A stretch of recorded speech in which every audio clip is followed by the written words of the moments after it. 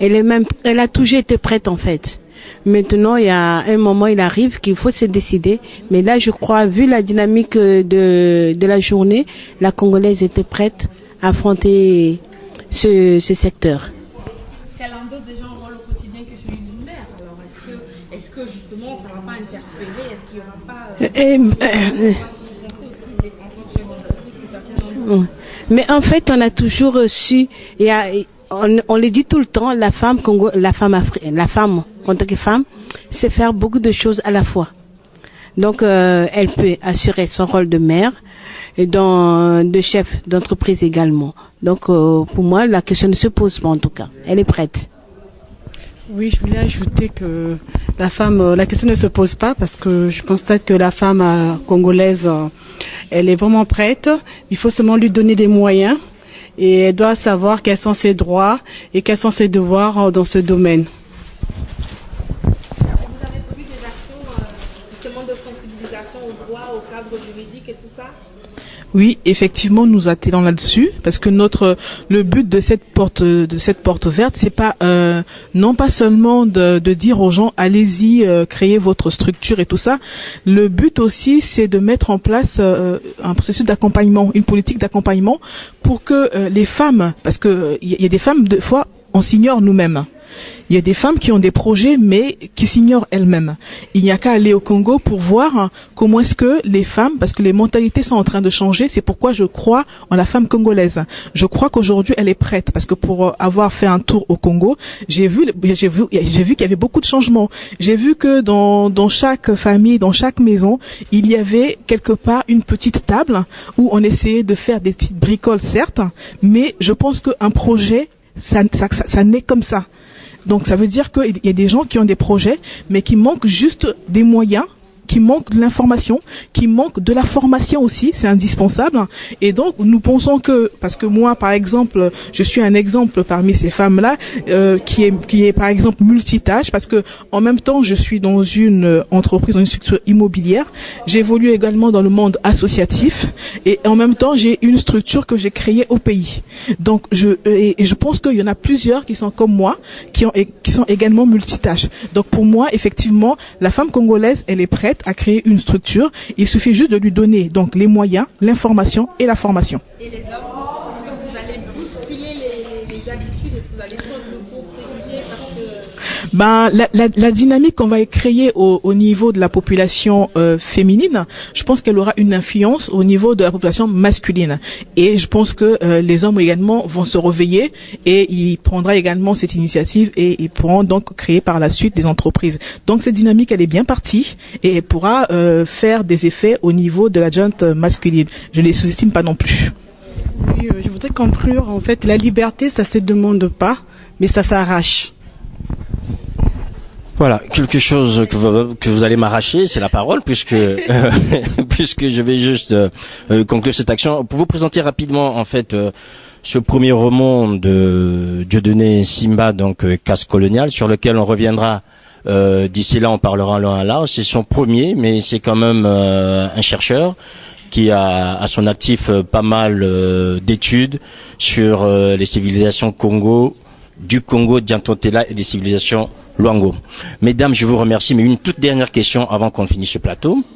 Est-ce que vous croyez, c'est une question un peu provocatrice, mais ça vous permettrait déjà de pouvoir se projeter par rapport à cette situation 2025, est-ce que la maman qui vend ses beignets au coin de la rue est une chef d'entreprise? Alors, je dirais que la maman qui vend ses beignets dans la rue, pourquoi est-ce que ce ne sont pas des catégories que nous importons parce que l'influence que nous avons nous ici au sein de la diaspora en Europe, on va les importer en Afrique. Est-ce que cette maman elle se dit tiens j'ai une entreprise où elle fait un truc voilà. Justement ce que je disais c'est que celle qui vend ses beignets dans la rue, alors elle a un projet, elle a une activité. Son activité c'est quoi? C'est de vendre les beignets. Elle fait un bénéfice.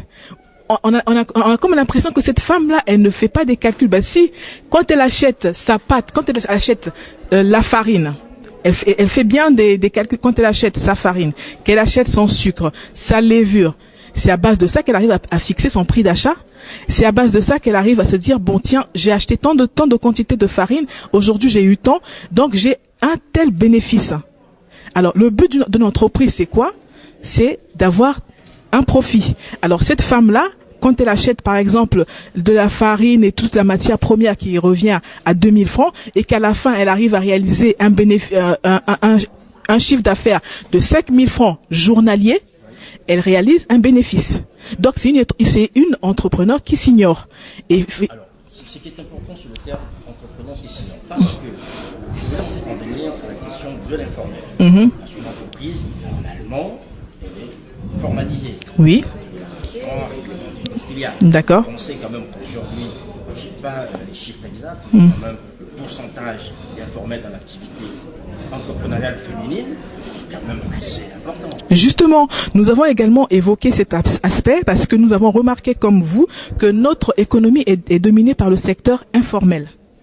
Alors, nous, en tant que ONG, en tant que membres des associations et tout ça, nous pensons que nous pouvons contribuer activement à travers des missions, à travers des campagnes de sensibilisation, dans le but de regrouper toutes ces femmes-là dans des groupements ou des collectivités ou encore appelées dans des entreprises solidaires, puisque pour qu'elles puissent en fait développer leur activité.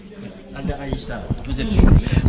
Oui, en fait, en tant que juriste, je me dis, en fait, par définition, c'est que cette dame, cette maman qui vont se baigner, en fait, juridiquement, elle n'est pas considérée comme une commerçante. Il faut faire la différence entre le commerce et l'artisanat. Parce que le commerce, c'est une personne, comme on dit, un commerçant, celui qui fait des actes de commerce. Et quand on définit les actes de commerce, on ne définit pas la vente de beignets. Donc, elle est dans l'artisanat, mais l'artisanat aussi dans nos pays africains. Parce qu'il ne faut pas aussi s'attendre à ce que cette dame, moi je trouve que son commerce en tant que tel, c'est un commerce noble. On n'est pas obligé qu'un jour qu'elle devienne une entreprise. Avec ce qu'elle fait vivre sa famille, elle éduque ses enfants. Et je me dis, dans les pays tels que le Sénégal, le Sénégal ne vu que de l'artisanat. Donc il faut pas aussi de trop demander. Oui, de revenus. Donc il faut faire cette. Sur cette noblesse dont vous avez évoqué par rapport à c'est vrai, moi j'ai juste quelque chose à dire sur, très synthétique. L'entreprise, chef d'entreprise, à ce moment-là, il faut redéfinir les chefs d'entreprise au Congo. Pour la simple raison que nous, le secteur informel est très présent chez nous. Mais un élément qu'on oublie, c'est que ces femmes qui vendent les beignets, elles créent aussi des emplois. Ça, il faut les souligner aussi. Parce qu'elle, quand elle fait de ses beignets, elle a des enfants, des dames ou des mamans qui vendent aussi ces beignets. Donc, quelque part, elle génère des emplois.